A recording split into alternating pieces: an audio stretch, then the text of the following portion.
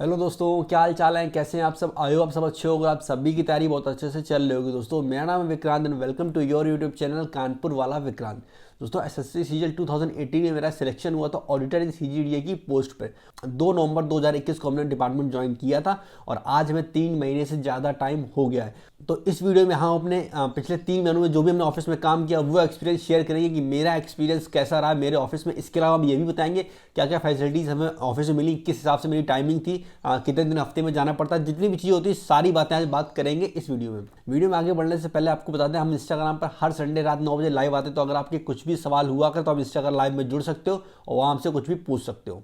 दोस्तों, ये मेरी पहली जॉब है और क्योंकि हमें सिर्फ अपने डिपार्टमेंट का आइडिया, अपने ऑफिस का आइडिया, तो हो सकता है दूसरे ऑफिस में या दूसरे डिपार्टमेंट सिनेरियो थोड़ा सा अलग हो सकता है, तो हमें दूसरे का कोई आइडिया नहीं है। ये जितनी भी बातें हम बताएंगे ये हम पार्टिकुलर अपने ऑफिस के बारे में बताएंगे। सबसे पहले अपने ऑफिस के बारे में बता दें, मेरी जो कमांड है वो है लखनऊ और जो मेरा स्टेशन है वो है कानपुर। तो मेरी स्टेशन यानी कानपुर में ही मेरा घर है और कानपुर में ही मेरी पोस्टिंग हुई है। बात करें हमें कितने दिन ऑफिस जाना पड़ता है वीक में, तो मंडे टू फ्राइडे 5 दिन ऑफिस मेरा ओपन रहता है, बाकी सैटरडे संडे 2 दिन का ऑफ रहता है। तो जो लोग पूछते हैं कि भैया क्या सच में सैटरडे संडे ऑफ मिलता है, हाँ भाई, सैटरडे संडे ऑफ मिलता है। बात करें अगर ऑफिस के टाइमिंग की, तो ऑफिस की टाइमिंग होती है मॉर्निंग 9:30 से लेके इवनिंग में 6 PM तक। आप लोग बहुत बार बोल रहे थे भैया अपने ऑफिस का वीडियो दिखाओ, ऑफिस का टूर कराओ। दोस्त, वो पॉसिबल नहीं क्योंकि ये डिफेंस का ऑफिस है, कुछ यहाँ पे प्राइवेसी रहती है, जिस वजह से हम वो सारी चीज़ें आपको बिल्कुल भी नहीं दिखा सकते।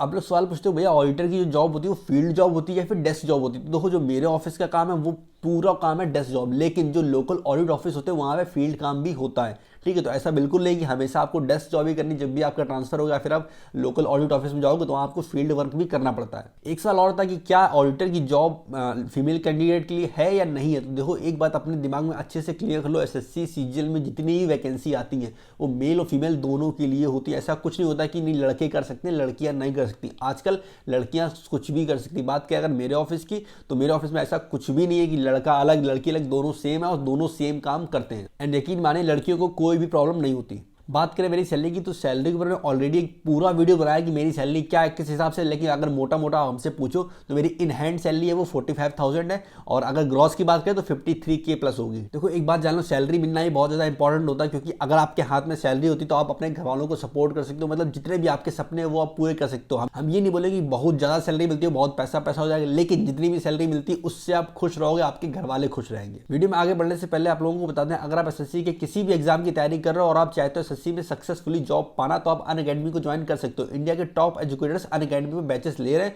और वहां बहुत अच्छे से पढ़ा रहे हैं। वो आपको चारों सब्जेक्ट की तैयारी करवाते हैं, चाहे वो इंग्लिश हो, चाहे वो मैथ्स हो, चाहे रीजनिंग हो, चाहे जीएस हो। यहाँ आपको एसएससी के सारे एग्जाम के बैचेस मिल जाएंगे, चाहे वो सीजीएल हो, सीपीओ हो, सीएचएसएल हो, एमटीएस हो। बैचेस में आपको लाइव क्लासेस तो मिलेंगी, लेकिन अगर लाइव को मिस कर दे तो रिकॉर्डेड फॉर्म में वीडियो मिल जाती है। इसके अलावा ही बहुत सारी फैसिलिटीज मिलती हैं, जैसे जो भी आपको नोट्स प्रोवाइड किए जाएंगे उन सभी का पीडीएफ आपको दिया जाएगा। इसके अलावा क्लास में आपको जो भी पढ़ाया जाएगा उसका पीडीएफ भी आपको अलग से मिल जाएगा। एंड अगर आप चाहो तो आस्क अ डाउट फीचर का यूज करके अपने टीचर से कुछ भी डाउट पूछ सकते हो। जब हम तैयारी कर रहे थे तो मेंस के टाइम पे हमने इंग्लिश की कोचिंग अनअकैडमी सीखी थी। हमें अनअकैडमी से पढ़ना इसलिए ज़्यादा अच्छा लगता है क्योंकि ये ऑनलाइन प्लेटफॉर्म है। ऑनलाइन प्लेटफॉर्म का सबसे बड़ा फायदा ये होता है कि आपको घर से कहीं बाहर जाना नहीं पड़ता। आपका मन है रात के 12 बजे पढ़ने का, आपका मन है दिन के 12 बजे पढ़ने का, जब आपका मन हो तब आप पढ़ सकते हो। इस समय अनअकैडमी का ऑफर चल रहा है जिसमें अगर आप मेरा कूपन कोड विक्रांत10 यूज करते हो तो अनअकैडमी का कोई भी बैच आप परचेस करोगे तो उसमें आपको एक्स्ट्रा 20% का डिस्काउंट मिलेगा। आपको सिर्फ कूपन कोड यूज करना है विक्रांत10। तो अगर आप अनअकैडमी ज्वाइन करना चाहते हो तो लिंक सारी नीचे डिस्क्रिप्शन में दे रखी है, आप ज्वाइन कर सकते हो। और ध्यान रहे ये ऑफर सिर्फ 19 फरवरी तक है। बात करें अगर फैसिलिटीज की, फैसिलिटीज भी क्या क्या मिलता है, तो सबसे पहले मिलता है सीजीएचएस कार्ड।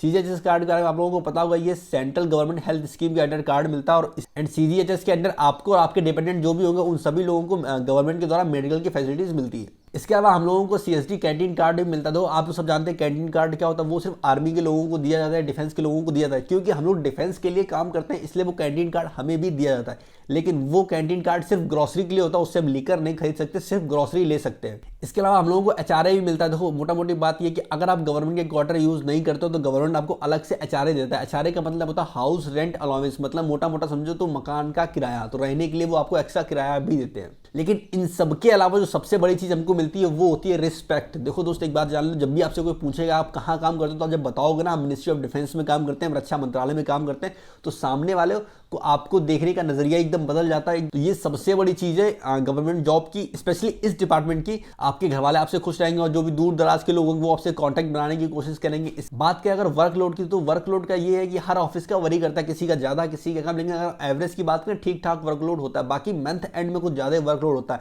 वो जमाना चला गया जब लोग बोला करते थे कि सरकारी ऑफिस में पहुंच गए आप कुछ काम करना नहीं पड़ेगा। ये नया इंडिया, यहाँ रिस्पॉन्सिबिलिटी भी बड़ी है और काम भी ज्यादा है। लेकिन इसका मतलब ये भी नहीं कि इतना ज्यादा काम है आपको टाइम नहीं मिलेगा, आपको अपने लिए टाइम मिलेगा। लेकिन ऐसा भी नहीं है ये सोच के ज्वाइन मत करना कि नहीं हम ऑडिटर बन जाएंगे और हमें कुछ भी काम करना नहीं पड़ेगा। इसके अलावा एक डाउट और होता है कि जैसे प्राइवेट में क्या होता है, आदमी नया नई चीजें सीखता रहता है, आगे बढ़ता रहता है। लेकिन लोगों को ऐसा लगता है कि सरकारी में पहुंच के आप जिंदगी भर एक ही काम करना है। तो दोस्त डिपार्टमेंट बहुत बड़ा होता है, हम सारी चीजें वही बताए ना, आपको बता नहीं सकते खुल के। लेकिन एक बात जरूर बोलेंगे, आपकी पूरी लाइफ में आप कुछ ना कुछ नई चीजें सीखते रहोगे।